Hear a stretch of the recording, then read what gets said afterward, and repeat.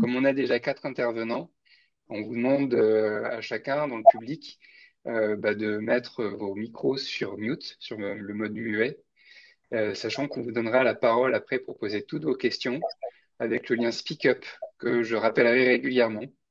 Speak Up, c'est un outil qui permet de voter pour les questions qu'on trouve les plus intéressantes. Et ça permet du coup à la fin d'avoir une question d'échange, question-réponse avec entre le public, l'auditoire et le panel. Il est de plus en plus établi que l'énergie éolienne est appelée à jouer un rôle crucial, un rôle critique dans la transition énergétique. Il s'agit d'une énergie renouvelable, bas carbone, de plus en plus compétitive financièrement, partiellement pilotable, prévisible et complémentaire du photovoltaïque.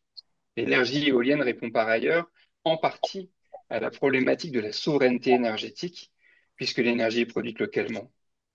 Enfin, cette production locale génère des retombées positives sur le plan économique en contribuant au budget des collectivités territoriales et en pourvoyant des emplois localement. Cependant, encore aujourd'hui, l'impact environnemental des éoliennes, en particulier des pales, fait débat, notamment en ce qui concerne l'utilisation de matériaux et leur recyclage.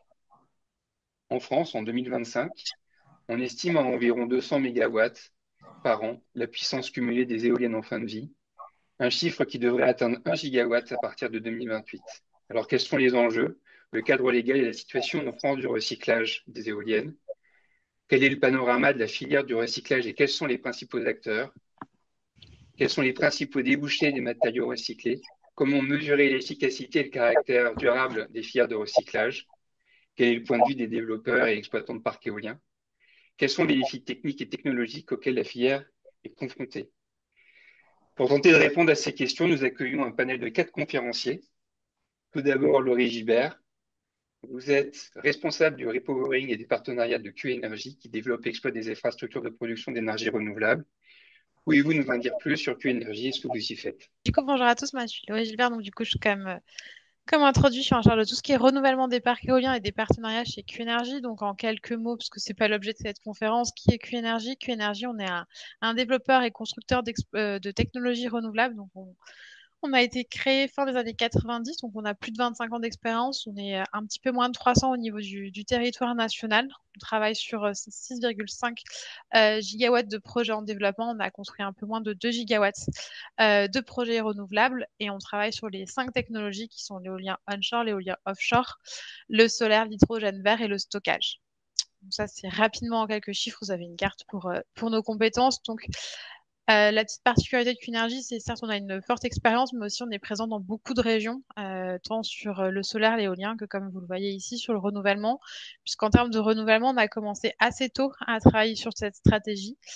Fin 2016, quand notre premier parc éolien, le parc de Soulillac-Corbière, s'est vu sortir d'obligation d'achat et se poser la question de son devenir. Donc on s'est lancé dans cette aventure en début 2017 et on travaille désormais sur 32 projets de renouvellement, plus le projet de Souleya qui a été construit, donc 33 projets au total, avec pas mal d'entre eux, 6 qui sont prêts à être construits. On travaille activement sur le chantier de démantèlement de quelques-uns dont le chantier commencera à l'été. Un qui a été autorisé, on est en phase de purge de cette autorisation et 25 autres qui sont en développement. Donc un beau volume encore à venir avec une présence là encore sur les projets de renouvellement assez large puisqu'on est présent en Bretagne, en Normandie, Nouvelle-Aquitaine, Bourgogne-Franche-Comté, Grand Est, Centre-Val de Loire, Occitanie, Auvergne-Rhône-Alpes, donc sur un bon nombre des régions, ce qui nous permet d'avoir une vision un peu générale du sujet renouvellement en France. Et vous avez une slide finale sur nos compétences, donc je ne reviendrai pas là-dessus. Peut-être le dernier petit point, c'est que nous, on est spécialisé dans le renouvellement pour le compte de tiers. Donc on propose nos services de renouvellement pour des partenaires qui n'ont pas les compétences de faire le renouvellement pour leur compte. Et sur ce segment-là, du coup, on est le développeur le plus actif en termes d'autorisation obtenue et de volume de projets en développement. Merci Laurie. Rachel Ruamps, quant à vous, vous êtes responsable des affaires économiques de France Renouvelable, syndicat qui réunit les acteurs du secteur des énergies renouvelables. Pouvez-vous décrire la place de France Renouvelable dans l'animation de la filière éolienne? Oui, bonjour, merci. Merci Jean-Antoine et merci à tous d'être présents aujourd'hui. France Renouvelable, jusqu'à encore il y a moins de 2 ans, s'appelait France Énergie Éolienne. Nous sommes l'association des représentants des professionnels de l'énergie. Donc, avant uniquement éolien, terrestre et en mer. Et depuis 2023, on s'est ouvert, comme comme un très grand nombre de nos adhérents, à d'autres technologies renouvelables électriques, à savoir le solaire grande puissance, au-delà de 1 mégawatt, le stockage et l'hydrogène renouvelable. Donc, parmi nos membres, qui sont 370, on va avoir vraiment un panel très large, dont Ronan et Laurie, pour ne pas les citer, que ce soit des développeurs, des producteurs, des investisseurs, du secteur bancaire aussi, et des bureaux d'études, puisque l'éolien a un très grand nombre de réglementations qui s'appliquent, autant sur des questions environnementales que sur des questions d'économie circulaire dont je vous parlerai tout à l'heure. Reprenez un peu l'explication de à quoi sert notre association professionnelle et puis mes missions. Donc, je suis principalement sur les sujets économiques et fiscaux, mais aussi sur les sujets de la gestion de la fin de vie des parcs éoliens, que ce soit sur des possibilités de démantèlement, comme on va parler aujourd'hui, ou d'optimisation, de prolongement de la durée de vie, puisque nos éoliennes ont la chance d'être des machines qui durent dans le temps et donc qui ont la capacité d'être réutilisées quand elles n'ont pas besoin d'être recyclées. Et donc, nous avons plusieurs publications que je vous invite à consulter sur notre site internet. Merci Rachel. Alors nous avons également Ronan Germer. Ronan Germer, vous êtes responsable de l'activité démantèlement éolien chez Suez Recyclage et Valorisation France. Pouvez-vous nous expliquer comment cette activité de démantèlement éolien s'inscrit dans la stratégie et les métiers du groupe Suez? Alors, tout d'abord, donc Suez est un grand groupe international. On est plus de 40 000 collaborateurs. Principalement, on a une répartition géographique, 70% en France, 30% à l'international. Et dans nos métiers, on a deux principaux métiers, l'eau et les déchets. Et au sein des déchets, si tu peux aller sur la slide suivante. Voilà. Et au sein des déchets, on a différentes activités et notamment une branche qui s'appelle démantèlement, où on va venir traiter des produits bien spécifiques et dont l'éolien en fait partie. Voilà, on a aussi une joint venture sur la partie véhicule hors d'usage, sur les avions, sur tout ce qui est D3E, les appareils électriques, électroniques. Mais aussi, là, on est en train de monter une filière sur la partie batterie des voitures électriques et de répondre à un appel d'offres sur la partie panneaux photovoltaïques. Voilà, tout un ensemble de produits qui permet de répondre aux enjeux de recyclage de demain. Allez, le dernier intervenant est Romain Agoguet. Romain Agoguet, vous êtes responsable du programme composite à l'IPC, le Centre technique industriel de la plasturgie et des composites. Pouvez-vous nous décrire rapidement les activités de l'IPC et le marché des déchets de matières composites? Oui, déjà, première chose, un grand merci pour l'invitation. C'est vraiment un plaisir pour nous d'être présents parmi vous et de pouvoir échanger sur ce sujet qui est d'importance pour notre profession. Donc, IPC, en quelques mots, IPC, on est le Centre technique industriel de la plasturgie et des composites. On a à peu près une dizaine d'années d'expérience de vie. Donc, voilà. On a à peu près 170 collaborateurs, on a 18 millions de chiffres d'affaires. Et globalement, en fait, hein, la mission d'IPC, on a un peu le tiers de confiance pour notre profession, donc ce qu'on appelle les transformateurs composites, c'est-à-dire ceux qui fabriquent les pièces composites. Voilà, donc, on est plutôt sur la typologie de type PME. Si je vais directement sur le slide, sur la partie droite du slide, vous voyez en fait nos adhérents, globalement, en fait, vous avez la panoplie des process. Donc, quelque part, ce que vous voyez, donc il y a plusieurs process, je ne vais pas forcément rentrer dans les détails, mais ce qui est important de noter, c'est que vous avez une très grande diversité de process dans nos adhérents. Il y en a beaucoup qui maîtrisent plusieurs technologies. On est vraiment sur des industries en fait de sous-traitance pour le compte de tiers. Voilà, donc vous voyez, typiquement, il y a à peu près une douzaine de process qui sont maîtrisés sur des boîtes qui sont plutôt de type PME. Marché varié, technologie, donc un marché très éclaté. Et sur la gauche du slide, plus en lien avec notre activité. Aujourd'hui, notre thème, c'est un graphe qu'on avait travaillé à l'époque, notamment avec à l'époque France Énergie Éolien, sur les gisements de composites, donc un graphe qui date de 2022. On avait tenté de faire une cartographie des déchets, donc ce que vous voyez arriver, c'est des volumes croissants dans les années à venir sur les déchets composites. Déchets composites éoliens, mais pas que, bien évidemment. Plusieurs filières, notamment des filières qui sont tout à fait d'intérêt, par exemple, sur la filière du nautisme, sur lequel j'espère nous pourrons faire un focus par la suite. Vous voulez nous parler du contrat stratégique de la filière chimie et matériaux? Oui, je pense que ce serait une bonne idée d'en parler quelque part. Donc, Polivia, qui est notre syndicat professionnel, qui est notre syndicat professionnel, a décidé dans le cadre de ce qu'on appelle les contrats stratégiques de filière, de lancer un projet sur le recyclage des composites. Voilà, donc c'est quelque part c'est un contrat entre l'État et la filière, avec un certain nombre d'objectifs, notamment lancer des projets en France, accélérer l'intégration de marchés de fibres recyclées au sein des produits composite. Donc, quelque part, ça vous montre l'importance. C'est porté par Polivia. Nous, IPC, on est en soutien de ce projet. Ça vous montre un peu l'implication, la volonté de notre filière d'être proactif sur ces sujets. Éolien, mais pas que, hein, comme vous l'avez compris, sur plusieurs marchés. J'en ai pas parlé, mais évidemment, notre syndicat européen, qui s'appelle ESIA, est aussi très mobilisé sur ces questions. Et peut-être la dernière slide, quelques mots très rapidement, je pense c'est sur notre feuille de route, hein. Vous voyez en fait ce qu'il faut retenir de cette planche. C'est un peu peut-être qu'on y reviendra dans la discussion, mais c'est la feuille de route qu'on a retravaillée en 2022. On l'a tournée autour de l'économie circulaire, des composites. En tout cas, sur la partie composite, on l'a tournée sur l'économie circulaire. Donc, avec des notions de réemploi, de recyclage, des notions de substance, notamment la conformité réglementaire des matières recyclées, l'éco-conception et autres. Voilà, donc notamment pour accompagner tous nos industriels, soit sur l'intégration et la réintégration de fibres recyclées, soit sur les procédés de recyclage, soit sur un certain nombre de technologies, par exemple les analyses de cycle de vie, les fameuses ACV. Voilà en quelques mots. Merci Romain Goguet, merci beaucoup. J'invite Christiane à présenter Centrale Énergie, pour ceux qui ne nous connaissent pas. Et donc, Centrale Énergie organise mensuellement depuis 2006 des débats sur l'énergie et le climat. Aujourd'hui, le débat a été organisé en collaboration avec HEC Transition et Sciences Po Énergie. Donc, je leur laisserai présenter leur groupe rapidement aussi. Alors, pour nous, Centrale Énergie édite aussi bimestriellement un flash d'infos. Et pour recevoir directement les invitations et les replays des débats, les flashs, il suffit de vous inscrire à la newsletter sur le site centrale-énergie.fr. Et vous trouverez également sur le site les invitations à venir, les replays de tous les débats et les articles de flash classés par grand thème.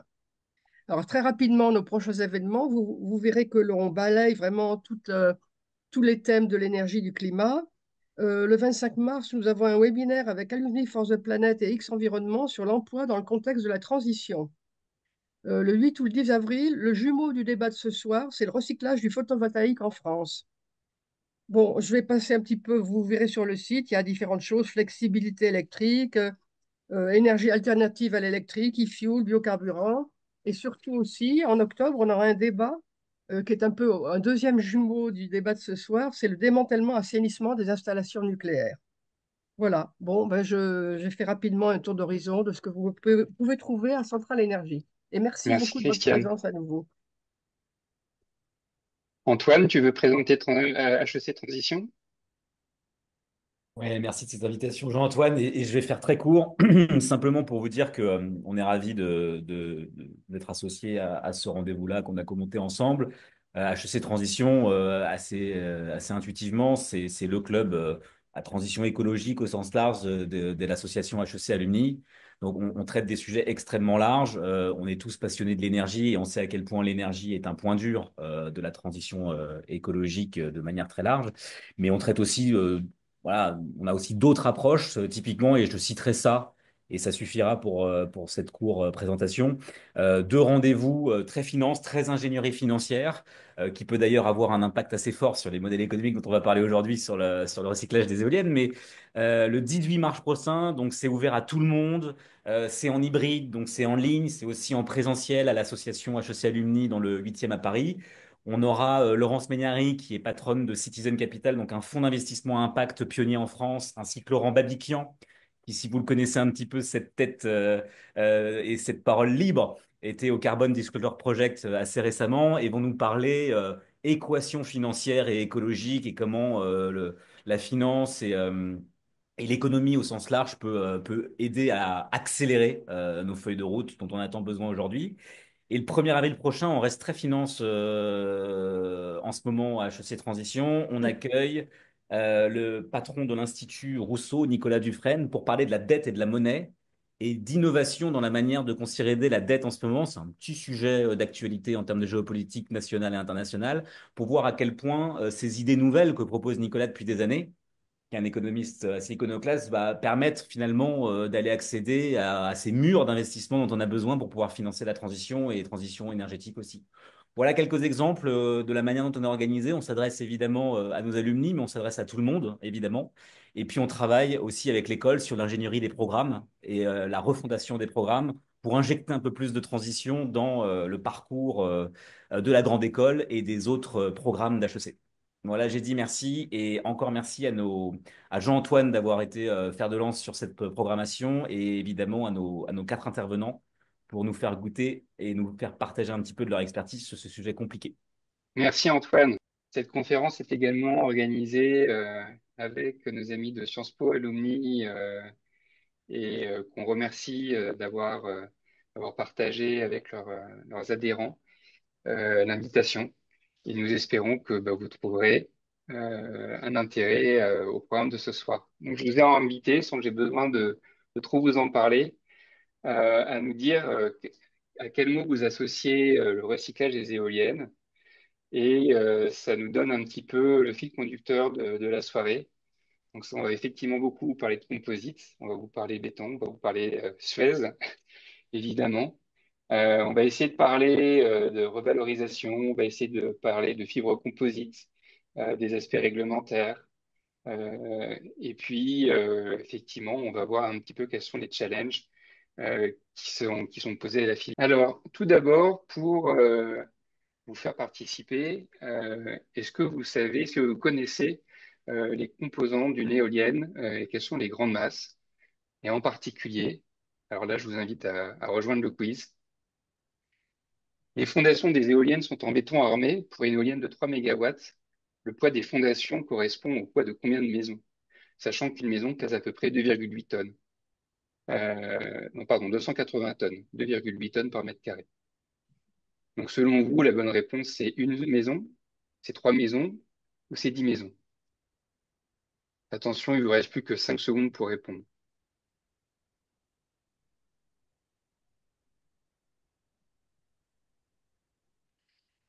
Bravo, vous êtes 44%, donc c'est pas tout à fait la majorité à avoir bien trouvé.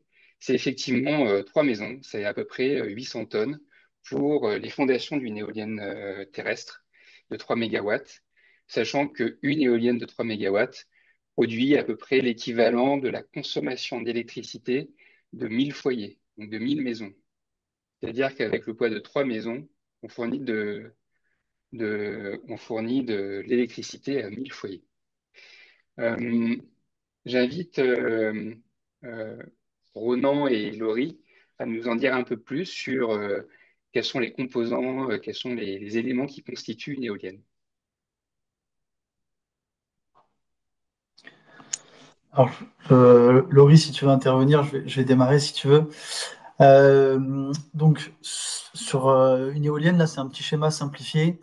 Comme l'a très bien dit Jean-Antoine, la fondation à elle seule représente 75% de la masse de cette fondation, enfin de l'éolienne, pardon, en globalité. Ensuite, si on vient zoomer sur les 25% de l'éolienne, donc on a la tour qui est en acier. Lui, le mât, il représente 17%. Ensuite, on va avoir le rotor, pardon, la nacelle, qui, elle, représente 5%.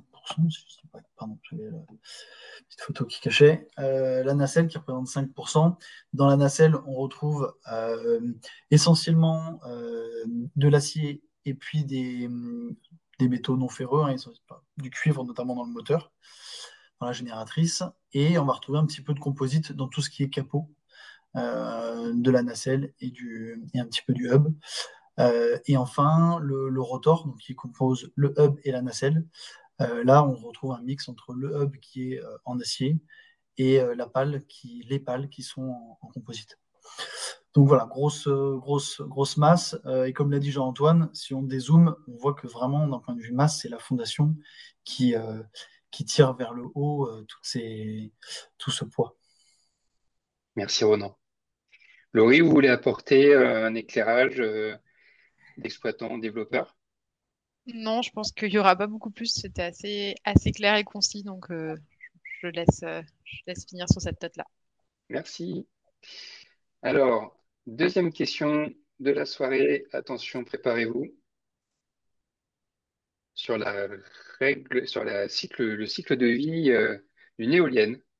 Selon vous, quelle est la durée de vie d'une éolienne? Est-ce que c'est 15 ans ou moins, 20 ans ou 25 ans ou plus? Attention, il vous reste encore 15 secondes pour répondre. On parle d'une éolienne terrestre. On parle d'une éolienne terrestre, merci. Et c'est effectivement la photo d'une éolienne terrestre. Merci Rachel.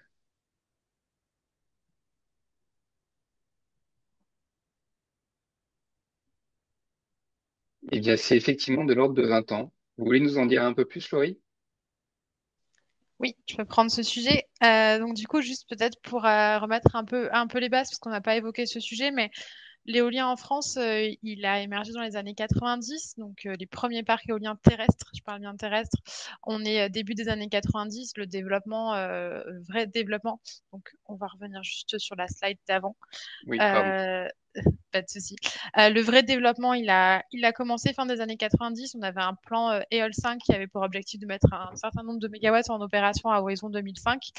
Donc ça peut paraître très vieux 2005, c'était il y a 20 ans, mais c'était le tout début de l'éolien en France. Et c'est ce qui a permis en grande partie de lancer l'éolien et d'avoir la capacité qu'on a aujourd'hui avec un lancement en douceur début des années 2000, puis de plus en plus important jusqu'à entre 2010 et 2020, à atteindre un bon rythme de croisière. Et donc c'est au final, aujourd'hui on travaille sur les renouvellements des parcs éoliens qu'on a mis en service dans les années fin 90, début 2000. Donc souvent ce qu'on dit c'est que un parc éolien mis en service fin 90, début 2000 a une durée de vie de 20 à 25 ans. C'était les garanties standards que nous donnaient les fabricants d'éoliennes. Avec le temps et les améliorations technologiques, on tend plus vers du 25 à 30 ans. Ça dépend encore des conditions de site, turbulence, vitesse de vent, mais on est plus sur des garanties turbiniers un peu plus longues. Et donc, ce qui est affiché sur cette slide ici, c'est ce qui est démantelable aujourd'hui, c'est aussi le potentiel repowering de demain. Et donc, on vous a retracé ici ce qu'on estime comme être la capacité qui peut prétendre à une opération de renouvellement. Le process de renouvellement étant relativement long, on estime sur un renouvellement plutôt simple de l'ordre de 4 à 5 ans et un peu plus complexe de 5 à 8 ans. Donc on recommande souvent de faire une opération de renouvellement à la 15e année, de sorte d'être en mesure de démanteler en vue de reconstruire un parc éolien qui atteint ses 21 voire 23 ans. Donc à date d'aujourd'hui, si on regarde 2025, pardon, on a à peu près 6 gigawatts qui peuvent prétendre à une opération de renouvellement, donc sur lequel on peut lancer une activité de renouvellement. Mais cette capacité augmente de manière assez conséquente, puisqu'en horizon 2030, on est sur du 10 gigawatts et à horizon 2035, pardon, on est sur quasiment du 17 gigawatts. Donc un bon rythme et de quoi travailler sur du renouvellement dans les années à venir. Et donc, si jamais je comprends bien, aujourd'hui, pour un donneur d'ordre qui est exploitant et développeur de parcs éoliens, il intégrera dans son modèle financier, mais aussi dans son cahier des charges, des éléments de durabilité auprès du vendeur d'éoliennes. C'est correct? Oui, oui, de plus en plus, ce genre de mesure est intégré dans les contrats signés avec les fabricants d'éoliennes. D'accord, merci. Et vous nous avez parlé de l'alternative au recyclage. Vous pourriez nous en dire un peu plus? Par exemple, qu'est-ce qui peut être fait pour prolonger la durée de vie?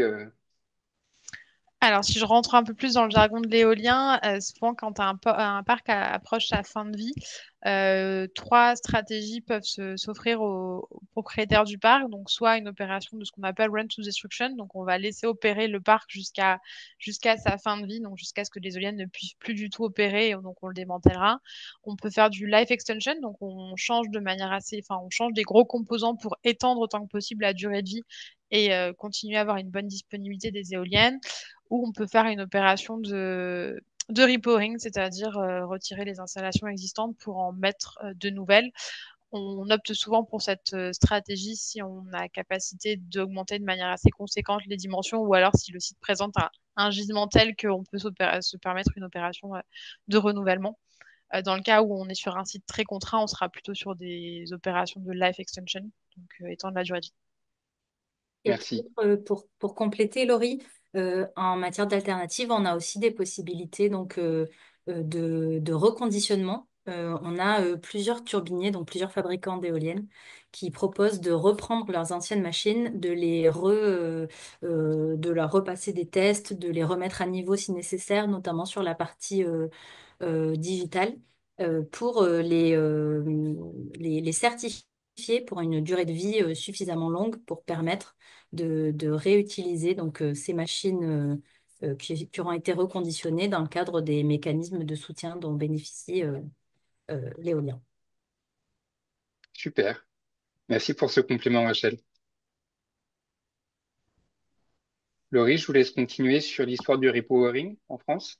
Oui, peut-être, alors du coup, de précision par rapport à ce que j'ai déjà dit. Donc, le renouvellement, on a commencé à se poser des questions sur le renouvellement en France en 2015, quand nos premiers parcs éoliens sont sortis d'obligations d'achat. Donc, pour ceux qui sont moins familiers avec ce jargon, initialement, quand un parc éolien était mis en service, on signait un contrat avec EDF obligation d'achat. C'était un contrat de 15 ans, donc du coup, sur lequel on avait un prix garanti. Et donc, du coup, les premiers parcs éoliens, si vous suivez l'histoire, ayant été mis en service en fin 90, en 2015, sont sortis de ces obligations d'achat, et se posait vraiment la question pour la première fois en France de qu'est-ce qu'on fait qu'un parc qui sort d'obligations d'achat, et qu'est-ce qu'on fait d'un parc vieillissant, comment on définit tout ça. Donc, dans ces années-là que s'est posée la question. 2015, c'est la première autorisation de renouvellement. 2018, c'est une instruction renouvellement qui est mise à disposition des développeurs, des fois appelée instruction Le Cornu, puisque Le Cornu était alors en charge de ces discussions. Novembre 2018, c'est le premier projet de renouvellement construit en France, donc finalement, c'est il n'y a pas si longtemps. 2022, on atteint les 10 autorisations délivrées en une année, ce qui est un rythme assez faible si on compare à d'autres technologies, mais il nous a fallu du temps pour arriver à ce niveau-là. 2023, 10 projets de renouvellement ont été construits en France dans l'année. Et donc, à fin 2024, on est actuellement sur 80 autorisations de renouvellement délivrées en France depuis 2015, et un peu plus de 20 projets de renouvellement qui ont été construits. Je parle au niveau de France métropolitaine parce qu'on sait que sur les dom-toms, on a des contraintes un peu particulières. Merci, Laurie. Donc, ce dont on se rend compte, en fait, c'est que pendant quelques années, c'est les années précédentes, c'était vraiment le début de la mise en place d'une filière, et qu'aujourd'hui, on arrive déjà à une phase d'accélération très franche.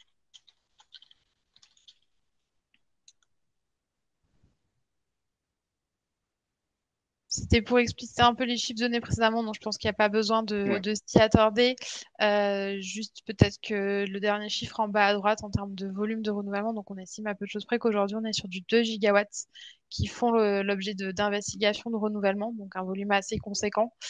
Certains sont déjà clairement visibles sur le territoire, d'autres sont encore en phase d'investigation technique avant de se lancer dans les approches territoriales, mais c'est, comme le disait Jean-Antoine, une technologie qui va de plus en plus prendre de la place et être de plus en plus visible au niveau des capacités éoliennes installées en France. Merci, Laurie. Ronan, je vais vous proposer de compléter peut-être avec une vision spatiale cette fois-ci. Oui, alors là, c'est une petite carte justement issue de France Énergie Renouvelable à l'époque. Ça date de 2022. C'est juste pour illustrer où sont les gisements d'éolien, en fait, tout simplement. Forcément, enfin, forcément. Pour les gens dans le milieu éolien, on sait que c'est les Hauts-de-France qui remportent la palme, suivi derrière de Grand Est. Donc, c'est les deux fortes régions. Mais au-delà de ça, il y a aussi pas mal de régions où on a quand même pas mal d'éoliennes. Et à contrario, on a aussi des régions qui sont complètement, on va dire, il y a très peu d'éoliennes. Donc nous, pour nous, c'est important cette carte. Ça nous permet de voir où sont nos clients, où sont les futurs gisements. Et ce qu'on voit aussi, c'est que voilà, aujourd'hui, enfin en tout cas en 2021, il y avait 1400 parcs en fonctionnement pour environ 9000 éoliennes. Donc voilà, c'est un chiffre relativement important. Et un peu dans la continuité, ça c'était juste pour expliciter un petit peu, ça fait écho à ce qu'a dit Laurie tout à l'heure. En fait, avec l'installation des parcs, nous on regarde, bah, on fait plus 20 ans et on se dit, bah voilà, 2023, 2024, 25, on voit qu'il va y avoir beaucoup de parcs à renouveler, beaucoup d'éoliennes à démanteler. Et donc justement, on se prépare à cette augmentation de volume, et donc, j'y reviendrai un petit peu plus tard sur les défis, mais ça va être des défis assez conséquents à réaliser pour justement traiter ces volumes-là qui arrivent. Et enfin, alors là, c'est un zoom encore plus dédié sur quand on fait la comparaison en milliers de tonnes sur les pales, puisque c'est un petit peu le point dur sur la partie recyclage des éoliennes.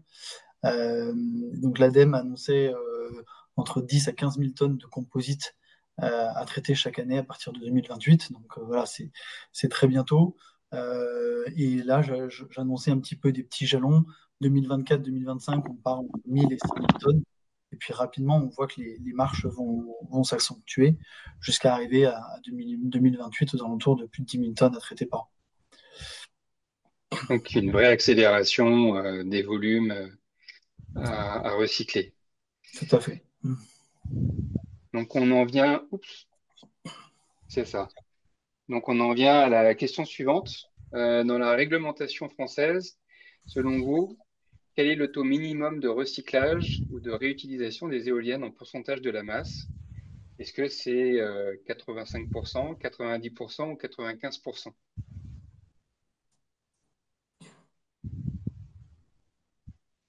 On a déjà une bonne dizaine de participants. Alors Rachel, je vais vous laisser peut-être répondre parce que j'ai pas mis de bonnes réponses sur cette question. Oui, bien sûr. C'est bien 95% de la masse totale et 55% de la masse du rotor. Donc, on a deux cibles, une cible totale et une cible spécifique au moyeu, enfin au hub, et plus les pales, donc ce qui va nous intéresser dans le cadre de cet échange. Ce que je décris dans cette slide, c'est que donc les éoliennes sont classées ICPE, c'est bien des installations classées pour la protection de l'environnement. Donc ça entraîne des règles très spécifiques, notamment en matière de recyclabilité, mais aussi d'environnement. On a des études environnementales à faire qui sont très rigoureuses et très longues. Et donc dans le cadre de cette ICPE, on a aussi donc toute une panel d'obligations autour de la recyclabilité. Et donc depuis 2020, les derniers arrêtés qui ont été créés pour la filière qu'on appelle AMPG viennent porter un nombre, enfin une obligation de recyclage ou de réemploi de plus en plus élevée au fil des années. Et donc, en 2025, on a atteint le dernier palier. C'est intéressant de faire, je crois que plus loin dans la présentation, on fait des parallèles avec d'autres industries. Je pense pas que ni les voitures ni les avions ont des obligations qui atteignent les 95% comme peuvent les avoir l'éolien. Ronan Gamer, vous voulez compléter un petit peu sur l'évolution de la réglementation? Oui, tout à fait. Alors, en effet, il y a une réglementation qui est un peu je dirais, un peu à deux vitesses, puisqu'on a, pour les parcs existants, on va dire les vieux parcs existants, la réglementation, elle est sur 90% de la masse de l'éolienne, fondation incluse, et 35% de la masse de rotor. Et là où je rejoins Rachel, c'est que pour les futurs parcs installés, donc les parcs qu'on installe à partir de 2024, 2023, 2025, on va dire les parcs nouveaux, là, les taux de recyclage sont plus élevés, mais du coup, ces taux de recyclage seront effectifs dans 20 ans, on va dire. Et à qui s'adresse, à qui s'impose cette réglementation? C'est au propriétaire du parc, à l'exploitant. On va D'accord. dire Et ça, l'exploitant. Il y a toute une myriade. Il peut y avoir, on peut être exploitant mais pas propriétaire. Enfin voilà, là-dessus, Laurie sera plus à même de vous donner des précisions. Mais Mais on va dire ou Rachel d'ailleurs. oui, non, c'est juste pour dire propriétaire du parc.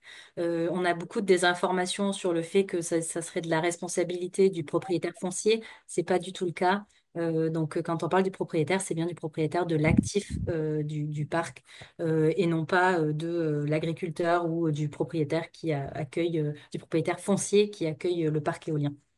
Mais comment est-ce contrôler cette obligation de recyclage? Voilà, là-dessus, il y a en fait en fin de démantèlement d'un parc, on doit fournir ce qu'on appelle un document qui est l'ATES éolien et qui va permettre de garantir que on a traité les tonnages adéquats dans les bonnes filières. Donc ça, c'est un organisme plutôt indépendant, un type APAV, Bureau Veritas, etc., qui nous demande l'ensemble des documents, traçabilité matière, les bons de pesée, les exutoires où on a envoyé les matériaux, etc. Et eux, ils vérifient que les tonnes réelles correspondent au poids théorique des machines, on va dire au doc technique des machines. D'accord. Merci.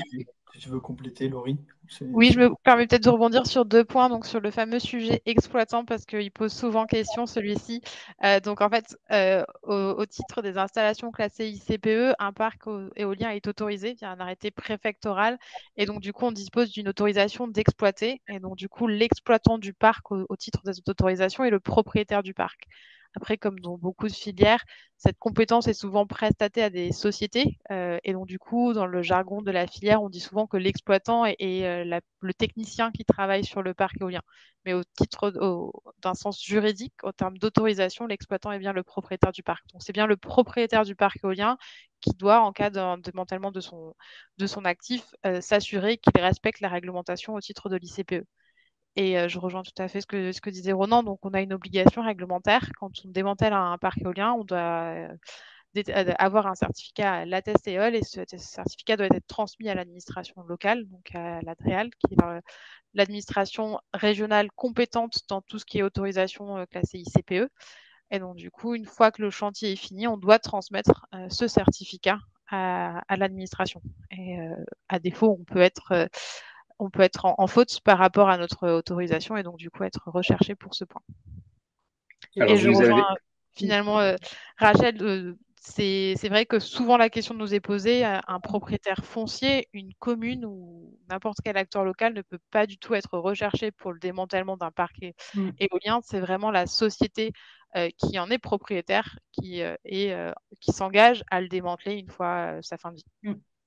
J'en profite du coup, ça fait le lien pour faire un petit aparté sur la question du démantèlement. Donc, les propriétaires de ces actifs éoliens ont des obligations de démantèlement et ils ont d'ailleurs des garanties financières qui sont transmises à l'État. Donc, si jamais un exploitant ne démantelait pas son parc, il serait obligé de payer des pénalités et il ne récupérerait pas la somme qu'il a mise sous forme de caution ou de garantie bancaire auprès de l'État. Donc, il y a bien, au-delà du risque réputationnel et du fait qu'il n'y a pas cette volonté-là, il y a aussi un côté coercitif économique au fait que, de toute façon, les exploitants ont un intérêt économique à démanteler leur parc.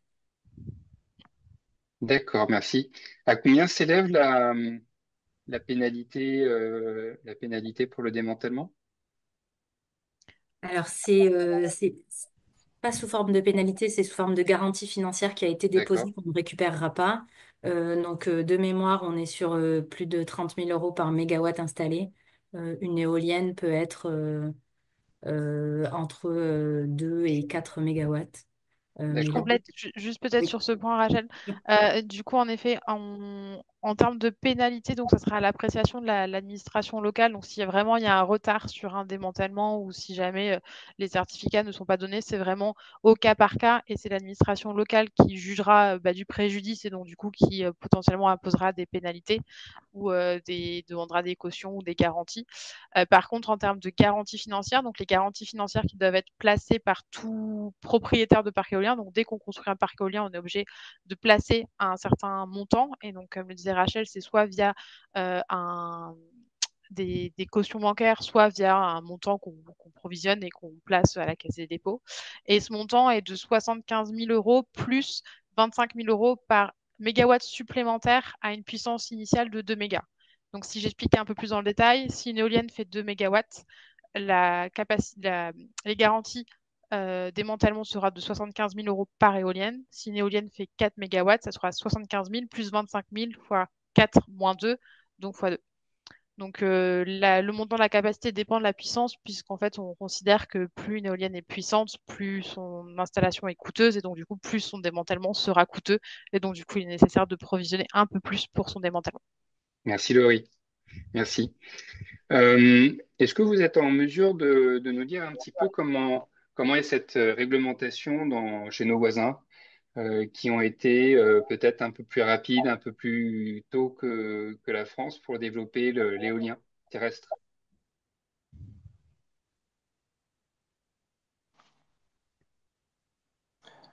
Alors moi, côté Suez, non, je vais pas être en mesure, je connais pas bien la réglementation de nos pays voisins, donc je, je vais botter en touche. Alors c'est vrai qu'il y a des initiatives au niveau européen qui sont prises, mais on se rend compte que la France est en tête de file sur ces questions de recyclage et de démantèlement. Pour donner des idées, on a Wind Europe qui s'est exprimé pour demander dès 2025 la fin de enfin, l'interdiction de mise en décharge sur tout le territoire européen, ce qui est déjà une interdiction sur le sol français. D'accord, c'est énorme. Mm. Je vais peut-être Merci. ouais, je vais Oui, peut-être me permettre de faire un peu le pas de côté sur d'autres filières. Le- on a quand même l'impression, nous, côté IPC, on voit passer pas mal de filières. On a quand même effectivement l'impression que la filière éolienne, en particulier la filière éolienne France, est plutôt en pointe sur ces sujets, hein, notamment d'un point de vue réglementaire. Il y a assez peu de filières pour lesquelles il y a autant euh, de réglementation applicable au moins sur les parties composites.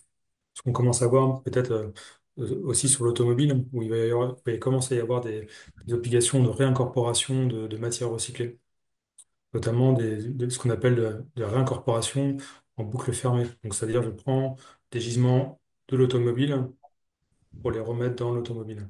Donc, c'est des sujets qu'on voit arriver et sur des volumes qui sont quand même globalement relativement faibles. merci Romain. Rachel, vous voulez nous parler de la manière dont ça se passe dans l'éolien offshore? Oui, bien sûr. Donc, côté éolien offshore, on a un critère de notation qui porte spécifiquement sur le taux de recyclage et de réutilisation des pales d'éoliennes, qui doit être donc d'un volume minimum de 80% de la masse et jusqu'à 100%, et qui permet d'avoir donc la note de 4 sur 100. La manière dont est défini le recyclage, c'est bien donc toute opération de valorisation par laquelle des produits et composants sont retraités. Ça introduit donc les retraitements de matière organique, mais pas la valorisation énergétique, ni la conversion pour combustible. Et la manière dont c'est présenté, c'est que le candidat doit détailler dans son offre les filières, à la fois donc les filières de recyclage qui sont disponibles, les hypothèses d'évolution de ces filières et les partenariats qui sont déjà conclus ou envisagés dans le domaine du recyclage. Il faut savoir que les gagnants de l'ensemble des appels d'offres éoliens offshore ont tous obtenu la note de 4, donc de 100% de recyclage ou de réutilisation des pales qui seront faites donc, au moment du démantèlement des parcs. Je vous en parlerai un peu plus loin. Ça fait partie des dernières innovations qu'on réussit à porter, des technologies, enfin, des innovations de rupture qu'on appelle en matière de recyclage intégral des pales d'éoliennes pour la partie en mer. Merci Rachel. Donc en parlant justement, et merci Romain Goguet de nous avoir fait faire le pas de côté, en parlant de recyclage, la prochaine question qui est un quiz, quel est le secteur qui recycle le mieux? Est-ce qu'il s'agit de l'éolien, de la voiture individuelle ou du nautisme?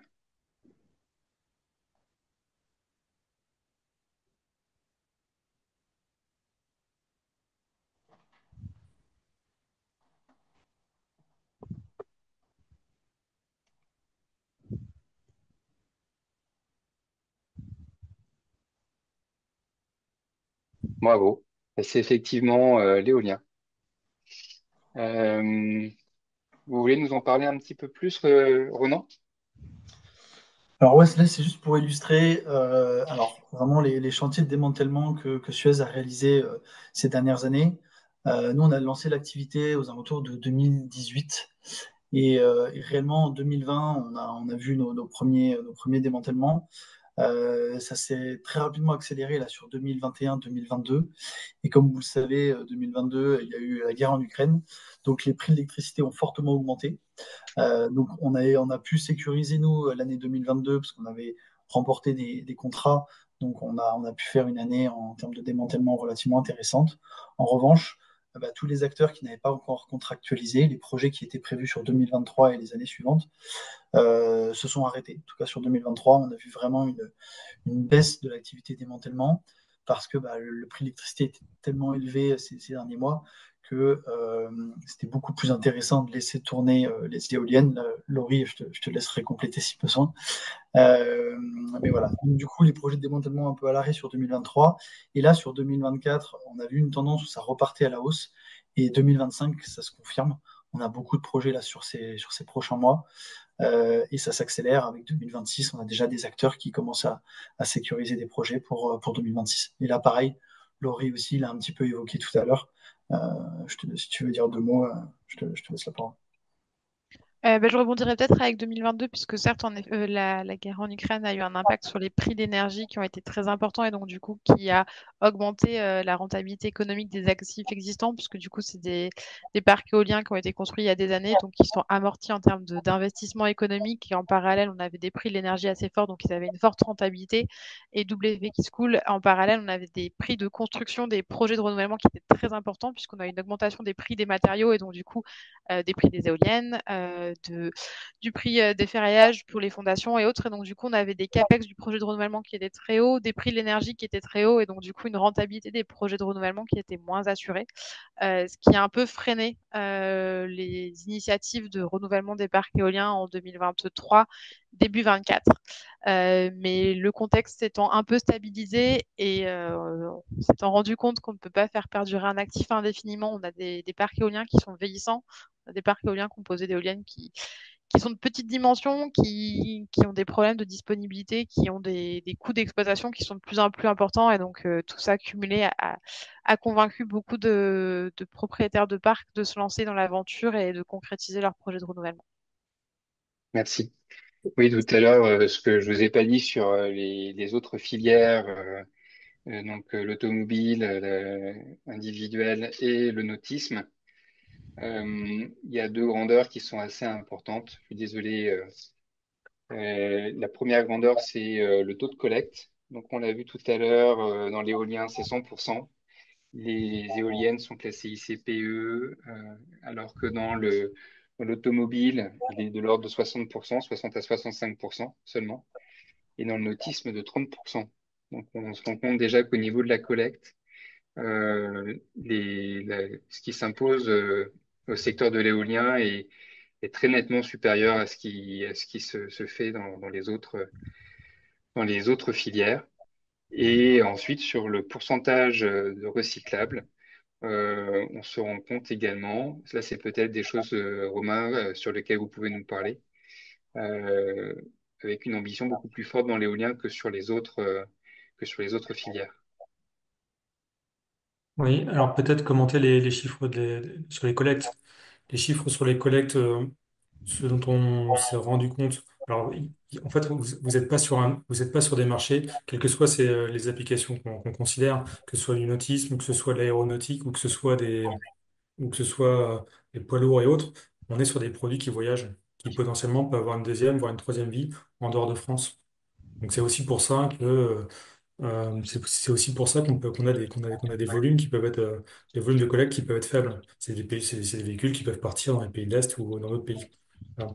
Ça, c'est le premier sujet.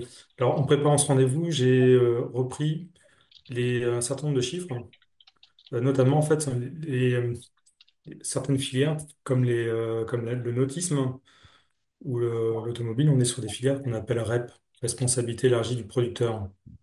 Donc, c'est-à-dire, on va payer une sorte d'écotaxe quand on achète un produit. Par exemple, voilà, un bateau de plaisance. Voilà, il va y avoir une taxe qui va être prélevée, qui va être versée à un éco-organisme. En l'occurrence, par exemple, si je prends l'autisme, c'est un éco-organisme qui s'appelle l'APERM, qui va organiser le démantèlement des bateaux de plaisance. Voilà. Et donc, quelque part, via ces éco-organismes ont l'obligation d'animer la filière de démantèlement et aussi de faire remonter un certain nombre d'indicateurs. Et vous pourrez aller voir, c'est vraiment très intéressant sur le site de l'ADEME, vous pourrez aller voir un certain nombre de documents qui sont très très bien structurés, qui recensent un certain nombre de KPI sur ces questions.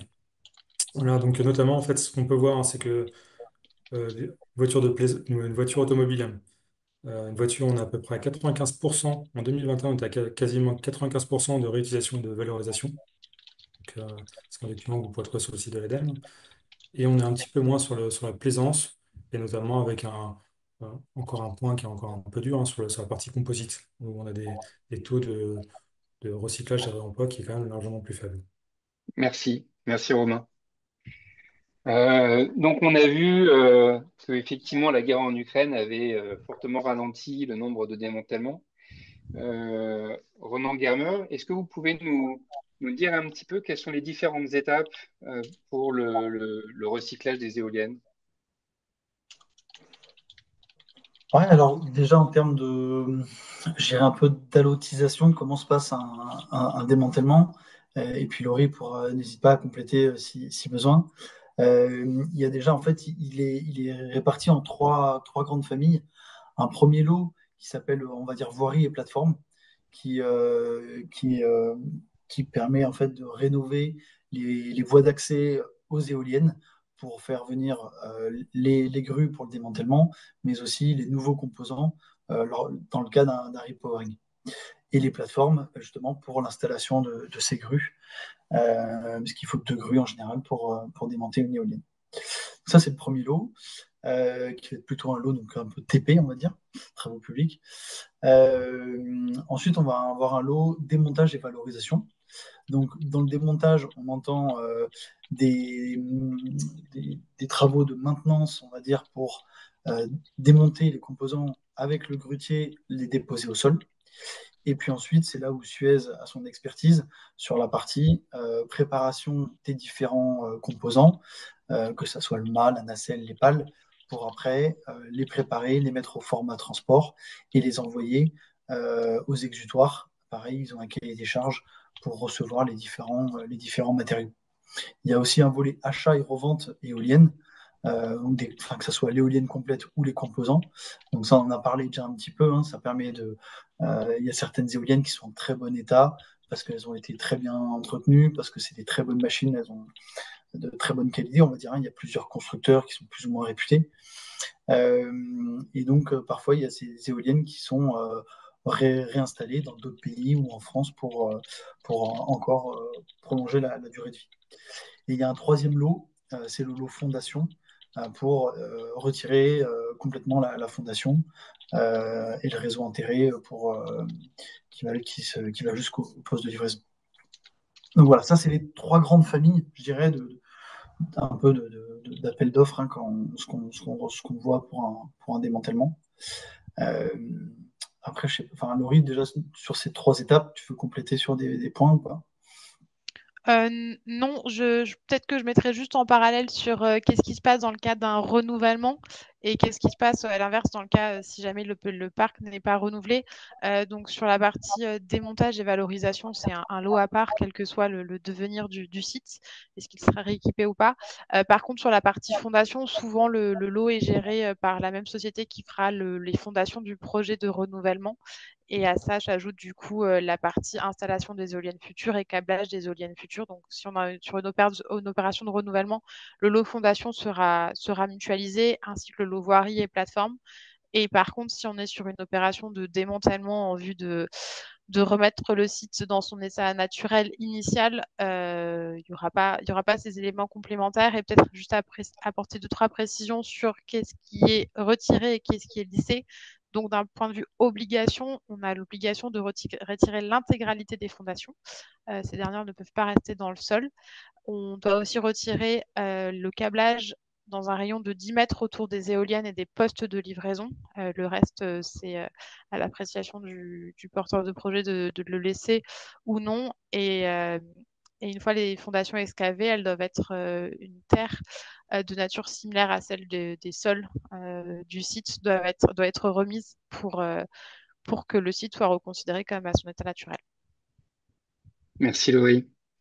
Est-ce que vous êtes capable de nous dire combien peut se revendre une éolienne qui a déjà 15 ans et qui va être remise en l'état?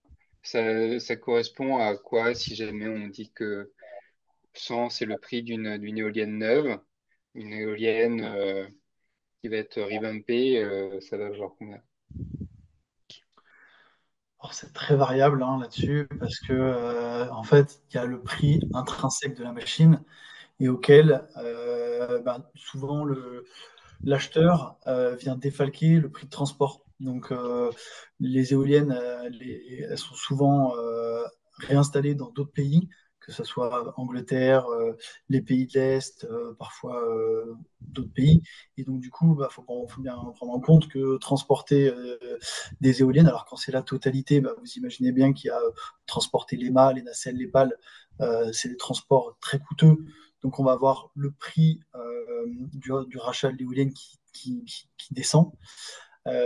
Et parfois, les acteurs se positionnent uniquement sur la nacelle, qui est un peu le cerveau de l'éolienne. Hein. C'est là où il y a toute la chaîne de transmission, c'est là où c'est le plus riche. Et donc, et aussi qui est relativement compact, hein, on va dire, je dirais un peu plus simple à transporter que des pales qui font parfois 40, 50, 60 mètres.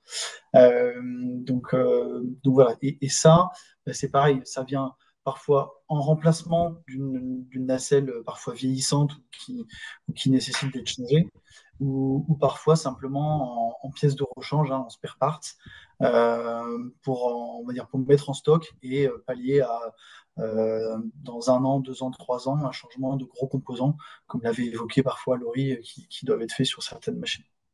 Si je Donc, peux compléter, Ronan, ouais. il y a aussi la question du transport. Un parc qui est à côté d'une autoroute va coûter beaucoup moins cher à déplacer qu'un parc dans une petite commune très éloignée. Donner un prix, ça serait vraiment extrêmement compliqué parce que finalement, c'est à la fois le modèle, la date d'installation, la manière dont a été entretenue ou non la machine et ça va, enfin, en matière de granularité, ça va jusqu'à la localisation du parc qui va avoir une incidence très importante sur le coût du transport. Oui, Merci. puis je rejoins ce que disait Ronan. Je pense qu'il y a aussi quelle est l'utilisation finale de l'éolienne en question. Si c'est pour je parle un peu peut-être durement, mais si c'est pour la découper en petites pièces pour être réutilisée de manière séparée sur de la maintenance lourde d'un parc éolien, la valeur sera différente que si c'est pour la réutiliser, la reconditionner et lui donner une nouvelle vie de 20 ans sur un autre parc en France ou dans un autre pays. La valeur du coup sera différente. La valeur de l'éolienne brute sans retraitement sera peut-être similaire, mais le transport ne sera pas le même. Enfin, transporter une éolienne en pièces détachées, c'est beaucoup moins coûteux et beaucoup moins compliqué que de transporter une éolienne qui peut être après par la suite remontée. Si elle est reconditionnée, il y a toute l'opération de reconditionnement qui, selon certaines éoliennes, peut être vraiment coûteux parce qu'on est sur une maintenance très très lourde et quasi intégrale de l'éolienne. Donc, ça peut varier du tout au tout. S'il faut donner un ordre de grandeur, on peut passer d'une éolienne qui ne coûte absolument rien, enfin, elle est donnée parce que sa valeur estimée est nulle, à une éolienne qui peut valoir quelques centaines de milliers. Après, le comparer avec le coût d'une éolienne neuve, c'est assez compliqué puisque s'il n'y a pas d'opération de reconditionnement, ce n'est pas du tout les mêmes garanties. S'il y a une opération de reconditionnement, entre le reconditionnement et le transport, le coût sera important et donc du coup, on multiplie par 3, 4, voire 5 le prix de l'éolienne rachetée brute en sortie du site démantelé. D'accord, merci beaucoup. Donc effectivement, là, ce dont on se rend compte, c'est que ça a un intérêt pour des exploitants, notamment dans les pays de l'Est, c'est ce que vous disiez, des filières qui se mettent en place. Mais ils y vont pas sans garantie de la part de ceux qui vont faire la mise à niveau, le revamping de l'éolienne. Oui, et alors du coup, je compléterai sur ce point-là, puisqu'on parle beaucoup des pays de l'Est, des pays d'Europe. C'est vrai que la majorité des éoliennes qu'on démantèle aujourd'hui et qu'on réinstalle ailleurs, c'est pas forcément en France. Donc, pas uniquement en Europe de l'Est. On sait que dans des pays anglophone, on l'a eu aussi. Par contre, nous, côté filière, et je pense que j'espère que Rachel ira dans mon sens, mais en tout cas, on essaie de promouvoir le reconditionnement au niveau du territoire français aussi, parce que je pense que ça parlera à certains d'entre vous, peut-être pas tous, mais on a un sujet spécifique au marché français, c'est la problématique des petites éoliennes.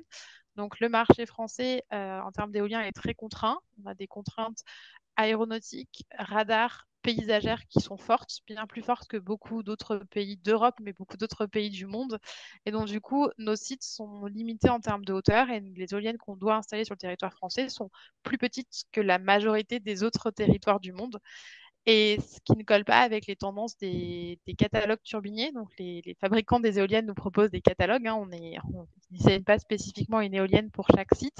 Et ces catalogues correspondent à une tendance, à un marché. Et ce marché correspond de moins en moins aux exigences de la France. Et donc, côté français, on voit un peu ces éoliennes reconditionnées comme une manière d'équiper des sites très contraints qui, sur les standards actuels des turbiniers, ne pourraient pas être équipés d'éoliennes.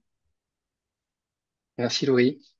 Oui, tout à fait. Donc, par exemple, on a permis d'autoriser à ce que des éoliennes reconditionnées puissent aller demander un mécanisme de visibilité des prix sur 20 ans, enfin, sur 15 ans, ce qui n'était pas possible. On avait une obligation d'avoir un actif neuf, donc on a dû démontrer que un actif reconditionné avec une garantie qui s'étendait sur le temps de ce mécanisme de soutien était tout aussi valable. Donc ça fait partie des process un peu. Après, on a une administration qui est à l'écoute parce qu'il y a aussi une volonté de cette économie circulaire de la part de l'administration française. Mais parfois, on a des blocages un peu qu'il faut qu'on arrive à faire dépasser. Euh, et, et voilà. Et donc, pour donner juste une petite comparaison, donc en France, on est les seuls. Ce que veut dire Laurie par contraint, c'est on est obligé de mettre des éoliennes de petite taille. Or, c'est des éoliennes qui sont souvent donc de petite puissance, donc qui produisent peu d'électricité par rapport aux nouveaux modèles qu'on est capable d'installer, ce qui est relativement dommage parce que pour un même nombre d'éoliennes sur le territoire, on pourrait avoir des productions d'électricité bien supérieures. Et donc, ça nous oblige à installer des modèles qui ont 20 ans, là où on aurait, avec la possibilité d'augmenter un peu la taille des éoliennes, la capacité de mettre les dernières nouvelles modèles d'éoliennes que produisent tous les turbiniers pour tout le marché mondial, sauf la France. D'accord. Et au final, un démantèlement d'éolienne, quand on peut pas la réutiliser, ça coûte combien à peu près? Est-ce que les les garanties dont on parlait tout à l'heure, à savoir 75 000 euros plus en fonction de la puissance de l'éolienne. Est-ce que ça permet de couvrir les frais de démantèlement? Est-ce que aussi la valorisation, la revente des matériaux de base, hein, quand on ne peut pas réutiliser l'éolienne, est-ce que ça couvre tout ou partie du coût de ce démantèlement? Hmm. Mais là aussi, finalement, ça va énormément dépendre d'un parc à l'autre. Est-ce que, est-ce que le parc est réutilisable? Est-ce que la machine est de bonne qualité? Est-ce qu'au contraire, il va falloir la revaloriser ou la recycler? Et même de la même manière, à la granularité, si elle est proche d'un port ou proche d'une autoroute, ça va être beaucoup plus facile de la réutiliser et donc des coûts de transport qui vont s'effondrer. Et à l'inverse, si on est dans des régions très difficiles d'accès, on va avoir une grosse partie des frais qui vont aller sur la partie transport. Mais peut-être Ronan, tu veux compléter? Non, je te rejoins, hein, c'est assez difficile de donner un prix. Parce qu'en plus, bah, on le voit avec des machines qui, on l'avait mentionné un petit peu tout à l'heure, hein, entre une machine, les toutes premières machines qu'on a démantelées qui faisaient 1 mégawatt, et ben, les prix de démantèlement sont relativement faibles. Et puis, plus on va monter en puissance, plus on va avoir des grues beaucoup plus grosses, donc beaucoup plus lourdes, donc beaucoup plus chères, avec des frais de démantèlement, enfin de transfert qui eux aussi sont chers. Donc, assez difficile de donner un prix comme ça. Moi, d'une manière générale, j'aurais tendance à dire que, et là, Laurie n'hésite pas à compléter, mais que le montant provisionné est en dessous quand on fait la somme de tous les coûts entre la partie lot voirie, plateforme, plus le lot démontage, valorisation et le lot fondation.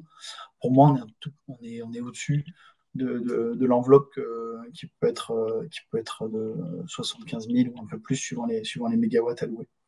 Mais, voilà. Moi, souvent j'ai pas la vision de l'ensemble du projet parce que moi, en général, je suis focalisé sur la partie démontage, valorisation.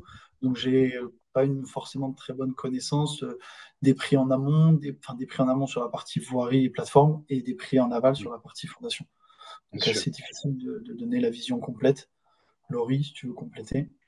Oui, je compléterai peut-être sur un point, c'est que il y a très peu d'opérations de démantèlement pur au niveau français. Souvent, en démantèlement, ça s'accompagne d'un rééquipement d'un site, et donc du coup, la conséquence économique du démantèlement est différente puisque du coup le démantèlement est la première étape du rééquipement d'un site et donc du coup c'est intégré comme un capex dans le projet de renouvellement. Donc du coup c'est pas vu comme une charge spécifique pour le propriétaire de l'actif puisqu'il y voit vraiment comme une étape pour atteindre son objectif qui est d'augmenter les capacités de son parc, d'augmenter la puissance et donc indirectement d'augmenter la rentabilité de son parc éolien et d'avoir une vision plus long terme.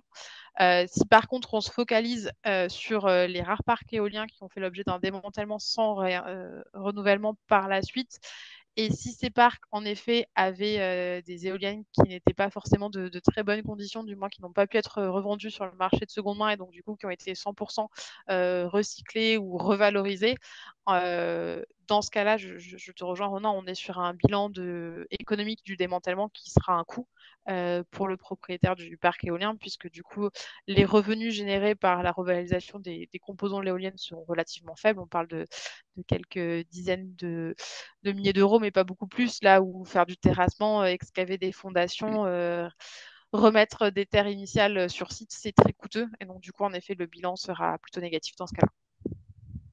Merci Laurie.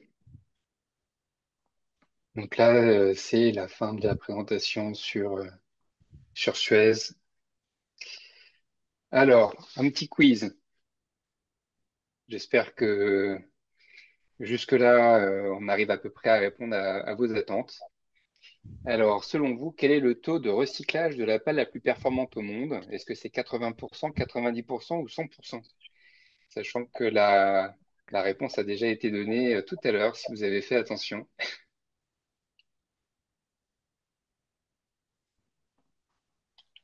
Eh bien, la bonne réponse était 100%. Bravo, bravo à vous. Euh, ouais, il y a des gens qui sont vraiment très rapides.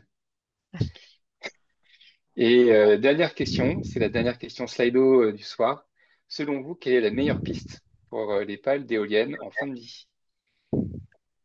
Est-ce que c'est l'enfouissement, le déchiquetage pour utilisation dans le béton, l'incinération pour fabrication de ciment ou la réutilisation en mobilier urbain?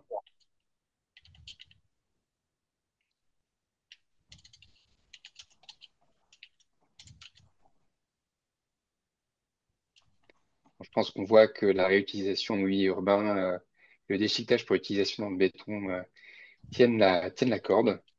L'incinération est avancée comme une solution et en dernier lieu, évidemment, l'enfouissement.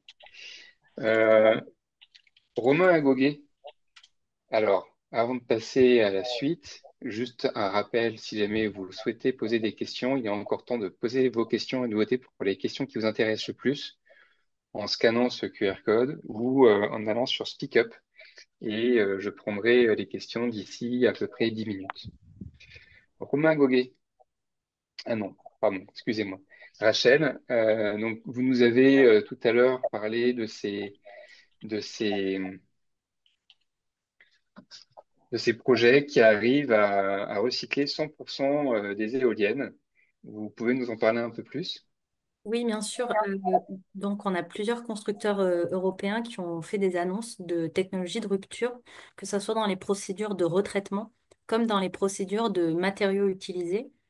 Tout ça dans le but d'avoir des pales 100% recyclables. Enfin, je les ai pas cités sur la slide, mais donc la première, il s'agit de Vestas et la seconde de Siemens Gamesa. Donc pour la première, sur le processus de retraitement, pardon.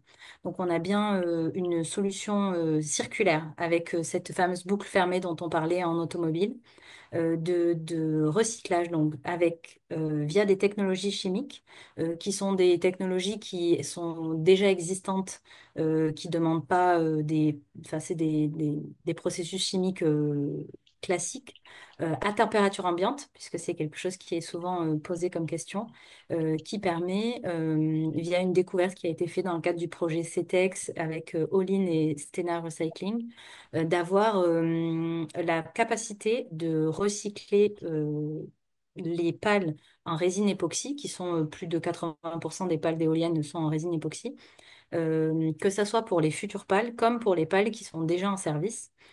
Et donc cette solution, elle permet de séparer les deux matériaux, la résine d'un côté et la fibre de verre de l'autre, pour pouvoir réutiliser cette fibre de verre avec les mêmes capacités techniques dans le cadre donc de la recréation d'une pale éolienne neuve. Donc c'est clairement une technologie de rupture.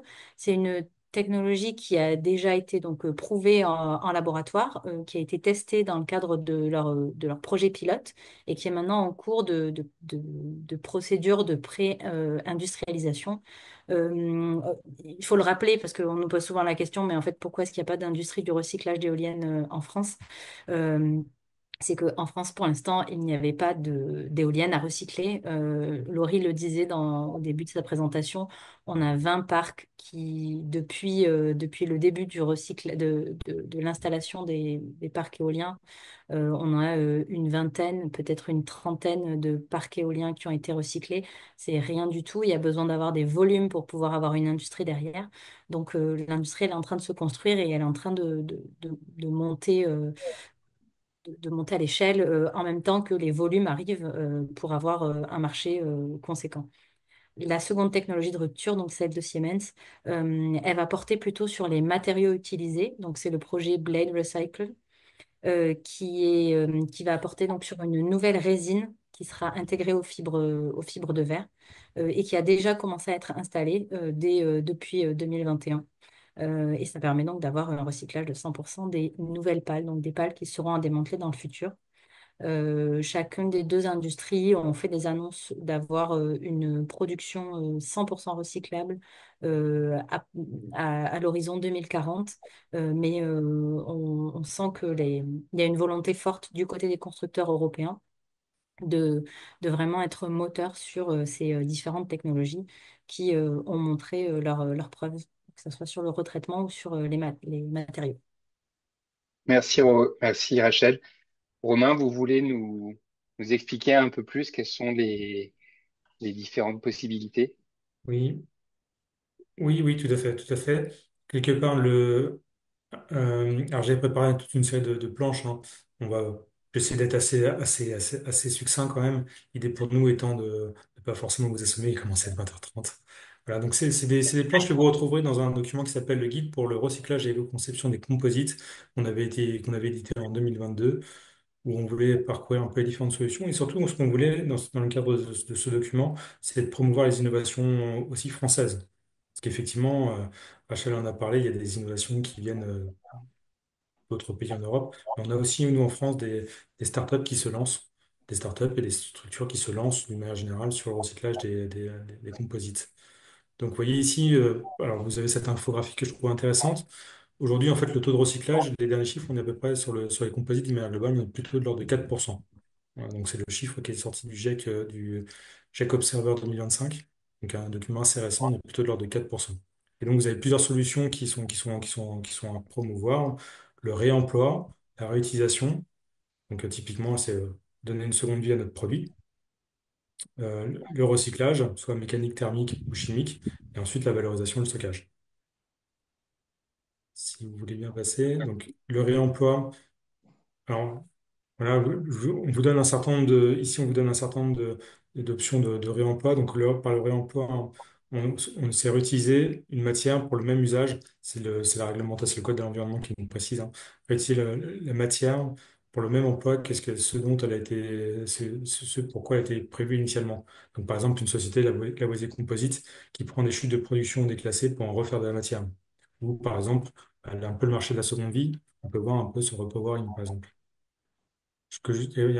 Oui, je vous propose qu'on passe assez rapidement sur ces planches.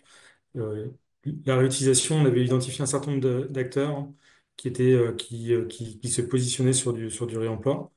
Donc pour les pales d'éoliennes, typiquement pour les marchés, tout ce qui va être mobilier urbain, je pense que c'est des choses qu'on a vu pas mal passer. Je pense qu'on a pas mal, on l'a pas mal vu. Mais pas que. Il y a aussi, par exemple, sur du nautisme, des gens qui avaient des idées un peu originales par exemple, sur des bateaux de plaisance qui étaient reconvertis en, en- on va dire, en un prix insolite, hein. Donc aujourd'hui, ça reste relativement marginal, c'est vrai. Mais on trouve que c'est quand même des solutions qui sont intéressantes pour exploiter au maximum ces matières qui, bon an, mal an, en fait, hein, après 40 ans d'usage, ont encore des propriétés résiduelles intéressantes. Voilà, donc je pense que c'est pas évident. Mais on a des solutions qui sont intéressantes, qui, à mon avis, autour du réemploi, notamment par exemple dans les solutions du bâtiment, qui vont être amenées, à mon avis, à se développer. Donc le recyclage, donc la première solution, c'est le recyclage mécanique, c'est-à-dire je prends par exemple une palle ou un autre produit, hein, je la redis en taille pour le remettre dans des nouveaux produits. Voilà, donc là, on a un certain nombre de sociétés. Donc, par exemple, voilà, donc des sociétés, par exemple, je pense à la société Mobiscrap ou à la société Fermat qui se positionnent sur ces sujets. Avec quand même on en a Nous, le prisme par lequel on regarde toutes ces technologies, c'est aussi la question de se dire, bien évidemment, il y a un premier driver qui va être la réglementation. On en a parlé, on a même beaucoup parlé, et c'est normal, puisque c'est un driver qui va être important. Mais aussi, on pense qu'il va y avoir un driver qui va être important, qui va être évidemment l'équation économique. Donc, typiquement, il faut qu'on rappelle, hein, une fibre de verre, le, le prix du marché, c'est à peu près 2 € du kilo. Donc, il faut qu'on arrive dans les coûts de transport, de démantèlement, etc., de recyclage et de réincorporation, il faut qu'on arrive à peu près à ce bilan, ce budget à peu près de 2 € du kilo pour avoir bon, 2 € du kilo. Bien évidemment, il y a le driver, on en a parlé, il y a la circularité d'une manière générale, il va y avoir aussi la réglementation, mais globalement, gardons à l'esprit, une fibre de verre, ça ne fait pas 2 € du kilo. Ça vous donne un peu ce que nous, transformateurs, achetons, les fibres de verre. Pour ce qui est de la fibre de carbone, on a à peu près un ordre de grandeur. Donc, c'est-à-dire on est à peu près à 20, 30, 40 € du kilo. Donc 20, 30, 20, 30 euros, ce qui nous laisse quand même beaucoup plus de latitude pour passer les technologies. Donc voilà. D'accord. Donc, ce qu'on doit comprendre, c'est que on ne sera pas forcément compétitif pour faire du recyclage mécanique sur de la fibre de verre, alors qu'on peut être beaucoup plus compétitif pour faire du recyclage mécanique sur la fibre de carbone, par exemple. Alors, le recyclage mécanique, on reste sur les process les moins onéreux. Globalement, la plupart des acteurs se positionnent quand même sur la fibre de carbone pour des questions économiques. Mais après, on a quand même bon espoir. Alors, si on passe, par exemple, je pense à une société qui s'appelle Composite Recycling, qui doit être dans la thermolyse, qui doit être sur la planche suivante. Oui, Voilà, donc typiquement, Composite Recycling euh, annonce, voilà, hein, qui font de la pyrolyse et qui annoncent avoir des matières compatibles de 2 euros du kilo. Donc, on reste sur des startups, on reste sur des startups, donc des gens qui, bon, bah, pour l'instant, qui restent un peu, je pense, hein, qui restent encore dans les étapes où on est encore en train de brûler le cash, mais néanmoins, la promesse, c'est quand même d'avoir des matières à 2 euros du kilo. Donc, typiquement, ils viennent de faire une annonce la semaine dernière sur un gros salon du composite, justement avec un partenariat avec Beneteau, avec Chlomara, qui vous parlera peut-être pas, mais c'est les gens qui fabriquent des fibres de verre notamment qui peuvent être potentiellement aussi sur le marché éolien, mais pas que. Et il y a toute une filière autour du recyclage composite, donc des éléments qui sont quand même relativement intéressants. merci. Et le dernier, c'est le recyclage chimique. Exactement. Donc là, l'idée, c'était présenté par Rachel, hein. Le projet CETEC, par exemple, c'est typiquement cette catégorie. Là, l'idée, ça va être de dissoudre par des solvants, dissoudre la résine, hein, et pour en récupérer essentiellement la fibre. Tous les modèles économiques sont basés plutôt sur la récupération de la fibre, notamment de la fibre de carbone. Voilà. D'accord, merci. Alors, je ne vais pas forcément m'attarder là-dessus, en valorisation énergétique, notamment ce qu'on appelle le CSR, le combustible solide de récupération. Alors, nous, en tant que centre technique, ce pas des sujets qu'on va forcément investiguer. Néanmoins, on pense que c'est quand même des solutions qui sont pragmatiques pour les récupérer au moins un pouvoir calorifique avec la résine et potentiellement la fibre peut rentrer dans la composition des ciments. La fibre étant composée notamment de l'élément atomique silicium qui permet, donc c'est essentiellement du SiO2, qui permet notamment de rentrer dans la composition des ciments. Donc c'est des solutions qui sont, à notre sens, assez pragmatiques et qui sont aussi soutenues par notre syndicat européen. Merci. Ronan, vous voulez peut-être finir avec la manière dont vous traitez Oui, les pales? ouais, je vais rebondir un peu euh, sur ce que dit Romain. En effet, nous, dans une pale, on essaie de regarder ce qu'on peut faire ce qui est le plus vertueux, hein, on l'a dit, hein, essayer de faire du réemploi. Donc déjà, de voir si la pale, elle a une valeur en tant que pale. On va essayer de voir si on peut arriver à la revendre ou si même pas à la revendre, mais à la réutiliser en tant que pale. Si c'est pas possible, on va essayer de voir si on peut faire du mobilier avec, parce que bah, on va peu transformer la matière, donc ça va être peu énergivore de transformer un morceau de pale en mobilier. Euh, Ensuite, ça reste, pour le moment en tout cas, le mobilier, ça reste un marché de niche, donc il y a quand même un enjeu d'aller chercher d'autres alternatives. Donc là, on étudie sur les pales de faire des matériaux de construction. Pareil, on va peu transformer la pale pour aller essayer de voir si on ne peut pas faire des éléments type de construction, donc des tuiles ou autres.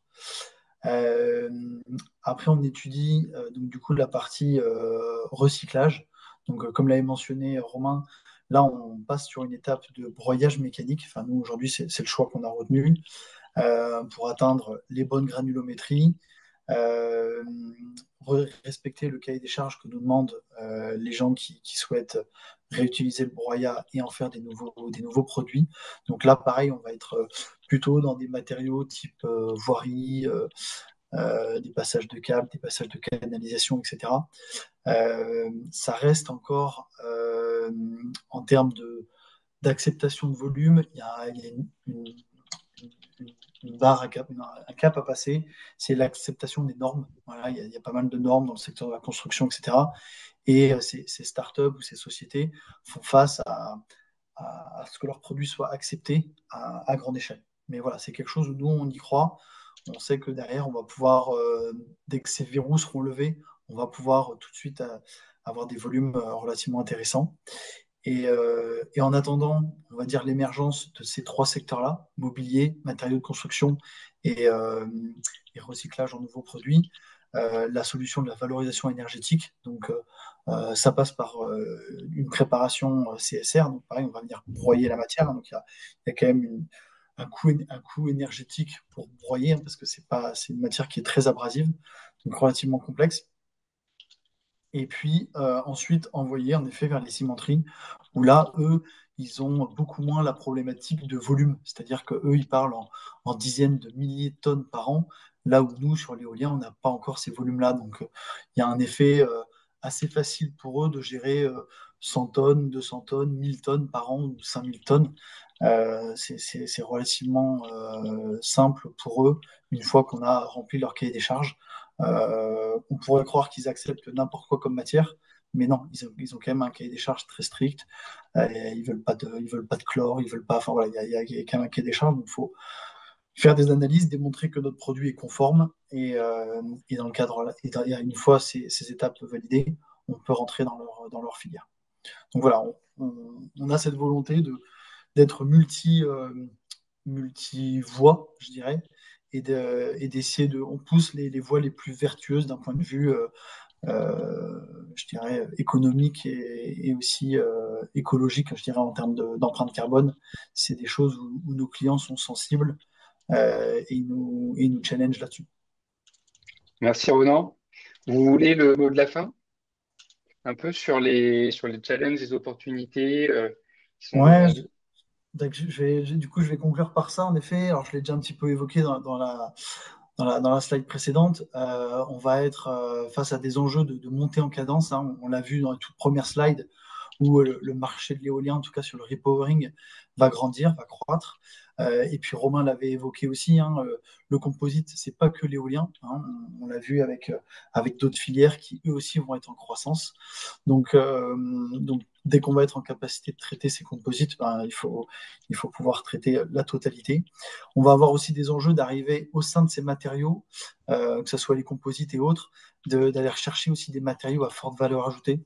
Je pense parfois, on l'a évoqué, par exemple le carbone, où on a des enjeux un peu différents. Donc c'est d'arriver aussi, techniquement parlant, arriver à dissocier de quel composite on parle.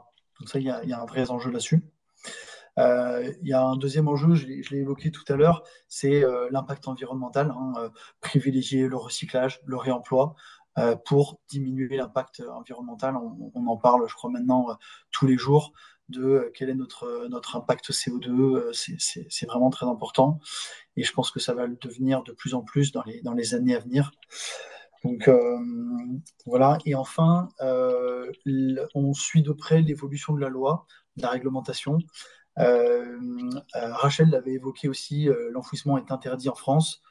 Et aussi, il y a l'évolution des taxes. Alors, c'est vrai qu'en France, on est un peu le champion des taxes. Mais pour le coup, là, l'augmentation des taxes est plutôt vertueuse parce que quand on va venir taxer, typiquement, quand on va faire de l'enfouissement et que les taxes sur l'enfouissement augmentent, et ben, en fait, ça va venir développer toutes les autres filières. Toutes les autres filières ont un peu plus d'air pour développer des process et des solutions pour mieux recycler. Donc on suit ça de près. Merci. Laurie Gilbert, vous avez un mot de la fin sur les perspectives du recyclage et du Ouais. repowering dans les années qui viennent? Alors, je ne m'attarderai pas sur le Jean-Antoine, repowering. oui, excusez-moi. J'aurais bien aimé rajouter deux, trois éléments, mais je vous en prie, Pardon. Laurie, je vous en prie. Pas de souci. Je m'étendrai pas sur le repowering parce que c'est pas forcément l'objet de cette réunion et je pense que j'aurai beaucoup de choses à dire sur le visage du repowering dans les prochaines années, donc je vais me focaliser sur le recyclage. Euh, Moi, je pense, je rejoins tout à fait ce que disait Rachel tout à l'heure. En effet, essayons d'installer des éoliennes plus puissantes, plus productives pour optimiser autant que possible nos ressources. Pour autant, on sait qu'on a des sites contraints et je pense vraiment que le reconditionnement éolien pour ces sites-là peut être intéressant. Et au regard des volumes qui vont arriver dans les prochaines années, je pense que ça peut être pertinent de travailler sur cette filière du reconditionnement et essayer autant que possible d'avoir une vision un peu d'une économie circulaire au sein de notre territoire. en optimisant autant que possible les ressources déjà construites, parce qu'une éolienne qui tourne, c'est une éolienne qui a déjà été construite, donc son impact carbone a été amorti. Donc autant que possible, essayons de l'amortir et de la réutiliser. Donc je pense que de mon côté, ça sera vraiment essayer de, de rendre ce reconditionnement et cette réinstallation d'éoliennes de seconde main possible sur le territoire français. Merci. Romain Gouguet, vous vouliez ajouter quelque chose tout à l'heure? Oui, oui, oui, oui, exactement. Si on pouvait revenir sur la planche de Ronan. Moi, j'ai quand même quelques réactions. Bien sûr, je souscris à ce qui a été dit, hein, mais il y avait quand même quelques éléments sur lesquels je voulais rebondir, hein. Nous, on pense aussi qu'il y a un gros sujet sur la massification des gisements, avec des matières qui peuvent être mutualisées avec d'autres marchés, typiquement la fibre de carbone, avec par exemple des marchés comme l'aéro, ou certaines applications automobiles, par exemple, ou la fibre de verre avec du gisement issu du nautisme. Et pourquoi pas utiliser des capacités déjà existantes sur des sites de démantèlement déjà existants. Je trouve que ce seraient des questions qui nous semblent intéressantes. Nous, une des questions qu'on s'était posées, donc, sur lesquelles on avait échangé avec pas mal d'acteurs, c'était aussi la question, par exemple, notamment sur l'éolien, la problématique de l'intermittence des gisements. Bon, ce qui va peut-être se gommer naturellement, mais aujourd'hui, vous avez des gros volumes qui arrivent et qui, de manière, et dans un process industriel, c'est pour des gens qui vont faire la production issue de matières recyclées, c'est quand même difficile à gérer. Voilà, et puis une notion de qualité de gisement qui va être, à mon avis, centrale dans peu de temps. C'est-à-dire comment j'assure un niveau de qualité constant tout au long, tout au long de l'année, tout au long et puis une volumétrie constante pour aller chercher des produits qui sont valorisables. Ça me semble être des éléments assez structurants aussi. Merci Romain Gouguet. Rachel, le mot de la fin sur les perspectives du Oui, recyclage. bah, je pense qu'on l'a vu, ce qui reflète vraiment ces échanges et puis cette présentation d'aujourd'hui, c'est la diversification, c'est la pluralité des solutions qui sont en train d'être trouvées. Vous le voyez, la filière, elle est vraiment très proactive, que ça soit sur du reconditionnement, du réemploi, des différentes technologies existantes ou de rupture pour encore aller gagner des pourcentages supplémentaires de recyclage d'une filière qui a déjà mis des standards et une barre très haute.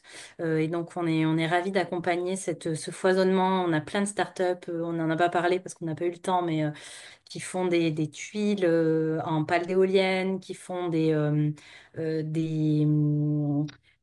pavés qui permettent d'enlever enfin, de remettre de la perméabilité dans les sols pour pouvoir avoir des parkings qui absorbent et qui réintroduisent de l'eau dans les nappes phréatiques. Enfin, donc c'est un foisonnement, c'est très stimulant et on est voilà. On n'est qu'au Les début. volumes arrivent et les solutions sont aussi en développement. Merci. On va passer aux questions du public. Ah, eh bien, je vais commencer par la première question. Alors, quel type de recyclage l'acier redevient de l'acier, idem pour le cuivre, mais qu'en est-il du béton et des composites réintégrés sous faible pourcentage? Qui veut répondre à cette question?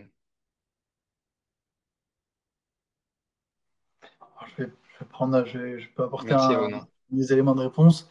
Alors, sur le béton, en fait, il est concassé et il redevient, je dirais, du caillou, hein, du granulat, pour pouvoir, et qui permet d'éviter d'aller chercher du caillou naturel de carrière et des choses comme ça.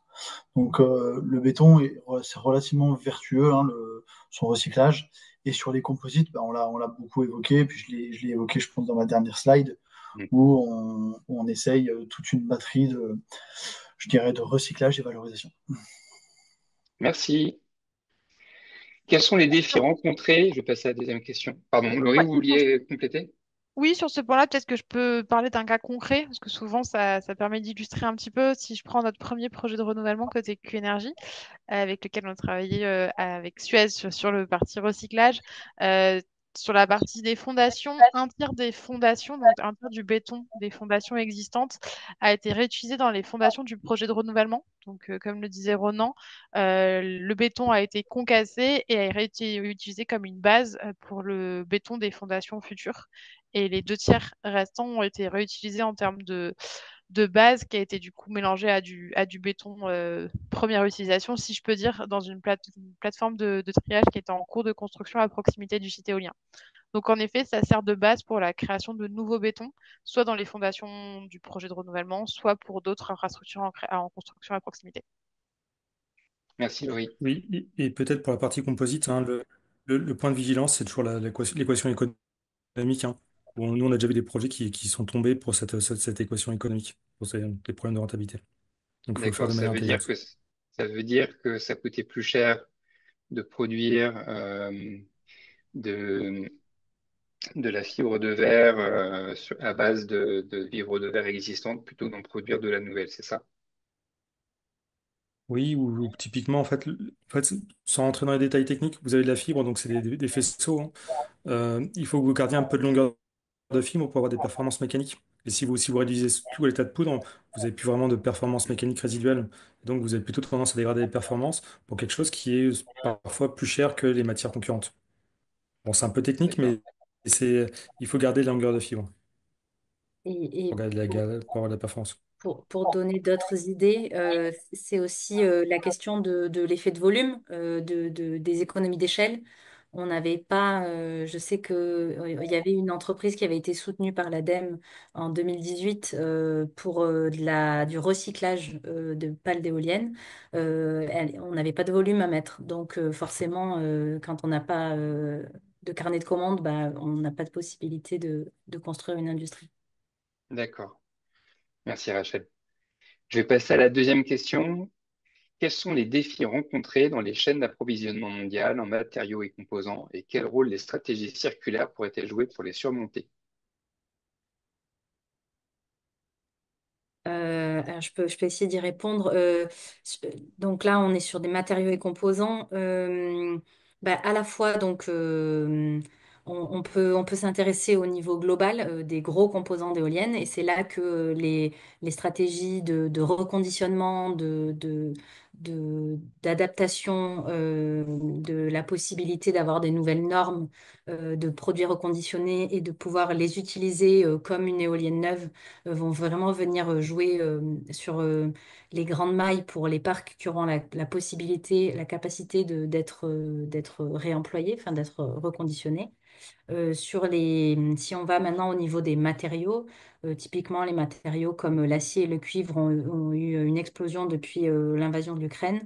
Euh, on, Ça ne fait que renforcer des choses qui existent déjà, c'est-à-dire pour toute la partie métaux, on a déjà une filière existante, voire ça vient augmenter la rentabilité du démantèlement avec des matériaux qu'on va être en capacité de réutiliser euh, facilement.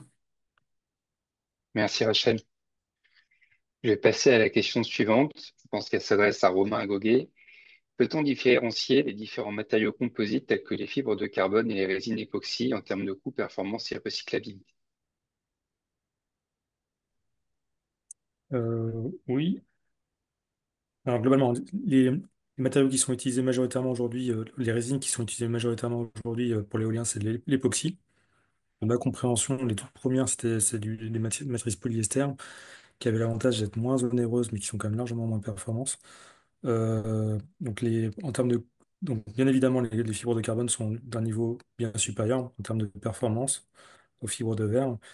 Puis le ratio entre le coût, hein, c'est à peu près d'un facteur 10. Voilà.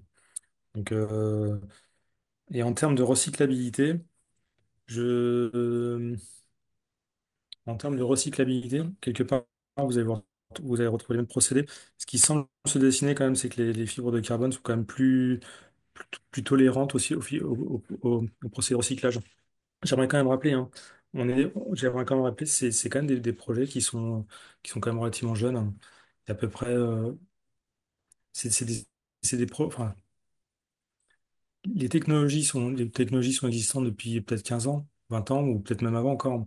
Euh, ça, il n'y avait pas forcément de traction sur le marché il y a encore si peu de temps. C'est vraiment depuis une dizaine d'années, je dirais qu'on observe ce genre de questionnement.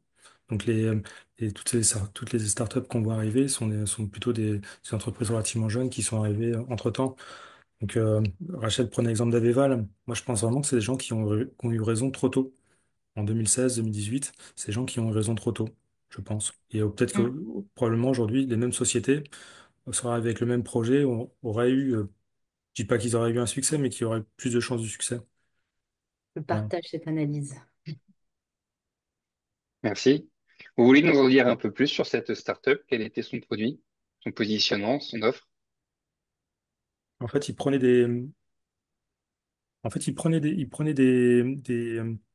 alors, la société s'appelle Abeval, il y a un brevet qui est tombé dans le domaine public, donc on peut en parler librement.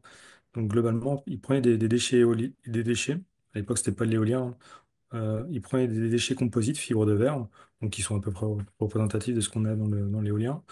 C'était plutôt des déchets de production et ils le mélangeaient avec ce qu'on appelle les matrices thermoplastiques, donc du polypropylène et du polyéthylène, et probablement les deux en mélange de mémoire. Donc typiquement, c'est les polymères qui sont plus utilisés. Le polyéthylène, c'est notamment l'emballage. Le polypropylène, c'est à peu près la plupart des pièces injectées de commodité. Et quelque part, ils faisaient le mélange avec tout ça, et puis ils faisaient ce qu'on appelle une thermocompression, ils font des pièces. Ils faisaient des pièces à destination du bâtiment. Donc, il y avait plusieurs facteurs, hein. Je pense que Rachel a assez raison. Il y avait aussi une question que nous on s'était posée quand on avait analysé leur travail et quand on avait questionné aussi l'ADEME sur ces sujets. Peut-être qu'il y avait aussi des produits qui étaient peut-être pas tout à fait suffisamment de valeur ajoutée. Donc, c'était aussi, il y avait peut-être une problématique de positionnement marché. Et tout au moins, bon, ils ont eu d'autres difficultés, notamment sur les approvisionnements aussi. Merci Donc, il y a un beaucoup. vrai enjeu, il y a un vrai enjeu sur cette notion d'approvisionnement. Alors, on passe questions qui ont reçu 3 votes. Qu'est-ce qui a poussé la filière éolienne à autant investir dans la valorisation, le recyclage, le réemploi et la réutilisation? C'est peut-être une question pour Rachel et Laurie. Oui, moi je vois deux grands axes, hein. Un premier qui est que on est une énergie renouvelable. En fait, on n'est pas venu là par hasard, que ce soit les personnes qui travaillent dans ce secteur, mais aussi les premiers précurseurs de l'éolien en France qui ont décidé de se lancer dans cette aventure au moment où personne ne croyait en l'électricité et aux énergies renouvelables. Enfin, on a un contexte français qui est quand même assez particulier de la prévalence du nucléaire historique, ce qui a quand même poussé à avoir une vision vraiment globale de l'impact. Euh, et ensuite, je pense qu'il y a aussi le fait qu'on soit une industrie qui soit nouvelle. Finalement, quand on regarde le temps industriel, des grosses industries qui produisent des actifs aussi imposants, on a l'automobile, l'aviation, c'est des industries qui existent depuis euh, une centaine d'années. Euh, sur un temps industriel, on est une industrie qui est neuve, qui est nouvelle, ce qui fait qu'on a aussi des exigences à la fois en interne et à la fois de la part de la part du public pour avoir une traçabilité la plus parfaite possible du développement à la gestion de la fin de vie. Parce que vous voyez, on a des casses de voitures, on n'a pas de casse d'éoliennes. Non, c'est sûr. Personne n'est choqué d'avoir des casses de voiture ou d'avoir des cimetières de bateaux, par exemple. Mais Laurie, si tu veux compléter. Non, je pense que tu auras mis un peu tous les arguments que j'avais de mon côté, donc pas plus à rajouter. Merci. Alors, question suivante. Quelles sont les attentes de la filière de recyclage et des exploitants en termes de financement public, par exemple du financement public de l'innovation, subventions, CIR, etc. Eh ben, alors c'est sûr qu'en termes de financement public, on est sur des industries naissantes. On l'a vu, il y a des rapports qui sont publiés chaque année sur la part des investissements publics de recherche et développement qui sont affectés à chaque technologie énergétique en France. La part qui est consacrée à l'éolien est dérisoire, un peu meilleure ces dernières années avec l'arrivée de l'éolien flottant, par exemple. Mais sur l'éolien terrestre, il n'y a pas une volonté gouvernementale très forte de soutenir ce secteur. Par exemple, on avait un très gros industriel français qui faisait de l'éolien terrestre, qui a, comme tout constructeur, eu un moment de baisse où tous les autres pays ont choisi de soutenir leur champion national et la France n'a pas fait ce choix-là. Donc, il- on sent il y a eu il y a un manque d'investissement public qui a pu être fait sur ces innovations au service un peu large de la filière éolienne. Maintenant, on arrive à un moment où on a une maturité à la fois sur ces volumes, à la fois sur les différentes technologies qui commencent à émerger. Donc, on pense que c'est clairement maintenant que ça se joue, on a l'État qui a répondu présent, je pense notamment au C3IV, un crédit d'impôt qui permet de soutenir des technologies innovantes des ENR, enfin de l'énergie verte, mais également donc, des procédés de recyclage. Euh, donc on est à la croisée des chemins, on est au moment où ça doit se jouer. Mais, euh, mais voilà, J'aimerais aussi peut-être rajouter un autre élément, peut-être. Nous, ce qu'on voit en fait, bon, on a pris dernièrement, on a pris deux projets sur des projets de R&D, donc potentiellement des projets assez importants, sur l'innovation autour de l'éolien, et plutôt avec des axes économie circulaire. Il y en a un sur France 2030, où là, typiquement, c'était des guichets sur la recyclabilité des composites, donc des guichets qui vont réouvrir prochainement, tout au moins c'est ce que j'ai compris. Et aussi à l'Europe. À l'Europe, il y a il y a très souvent des guichets qui sont ouverts sur le programme Horizon Europe sur l'éolien. Et là, par contre, il faut qu'on aille se battre contre ou s'associer, ou je ne sais pas comment lire, avec nos confrères européens pour aller chercher des budgets puis les ramener plutôt en France. D'accord. Donc, il y a Donc beaucoup de il y a des choses budgets qui se sur ces questions. passent. Super. Oui, notamment en fait, parce que l'éolien, sur tous les projets, même industriels, souvent l'éolien est flagué comme étant une industrie un peu totem sur lequel on va pousser l'innovation. Donc c'est souvent pour nous des vecteurs intéressants, parfois même plus intéressants, par exemple, que l'aéronautique pour des projets d'innovation. D'accord. Donc Merci. je resitue, hein, je parle bien du programme Horizon Europe, hein. Alors, la question suivante. Peut-on définir simplement ce qui est recyclable et ce qui ne l'est pas? Quels critères, quelles évolutions? Alors, j'aimerais prendre la question, simplement pour dire que la question, c'est une très bonne question. Je la trouve même excellente. La réponse, je dirais que simplement que c'est une question très difficile, en réalité. Le, si j'ouvre un peu la discussion en parlant de la recyclabilité des plastiques, sur lesquels il y a des enjeux qui sont juste énormes, hein. Il y a des travaux qui ont eu lieu, des travaux normatifs qui ont eu lieu dans des commissions européennes, donc notamment le CNTC 249 WG11, voilà, donc qui traite spécifiquement de ce genre de questions. Qu'est-ce que c'est que la recyclabilité d'un polypropylène? Qu'est-ce que c'est que la recyclabilité d'un polystyrène? Donc le polystyrène, c'est le polyurène notamment.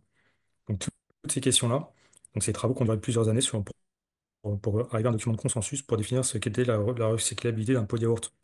Alors ça peut peut-être faire sourire certains de nos auditeurs, mais il y a vraiment des enjeux économiques énormes derrière. Et quelque part, il y a, je me rends compte à titre personnel, je me rends compte à titre personnel que la recyclabilité des composites, c'est pas forcément une définition qui est partagée avec tous les acteurs avec lesquels j'ai l'occasion d'interagir. J'en profite aussi hein, euh, puisque j'ai cette tribune.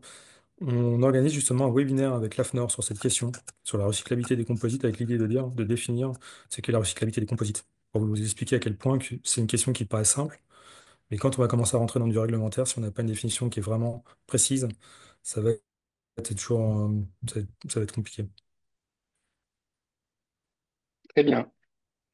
Après, je passe à des questions qui ont que de votes. Je suis pas sûr d'avoir le temps de toutes les passer en revue. Donc, je propose que ces derniers mots de Romain Agoguet soient les mots de la fin. Et je vous remercie tous pour votre participation. Je remercie Rachel Ruamps, Romain Agoguet, Laurie Gilbert, Ronan Germer pour leur participation. Je remercie à nouveau Centrale Énergie, HEC Transition et Sciences Po Alumni pour m'avoir aidé et épaulé sur l'organisation de cette conférence en ligne. J'espère qu'elle vous a plu. On vous partagera à nouveau l'enregistrement si vous souhaitez revoir toute ou partie de la conférence. Et merci Moi, je beaucoup. remercie Jean-Antoine pour sa préparation. C'est très bien. Bravo. Merci. Ouais, merci Jean-Antoine. Merci à tous. Au revoir. Bonne soirée. Merci Merci, beaucoup. bonne soirée, au revoir.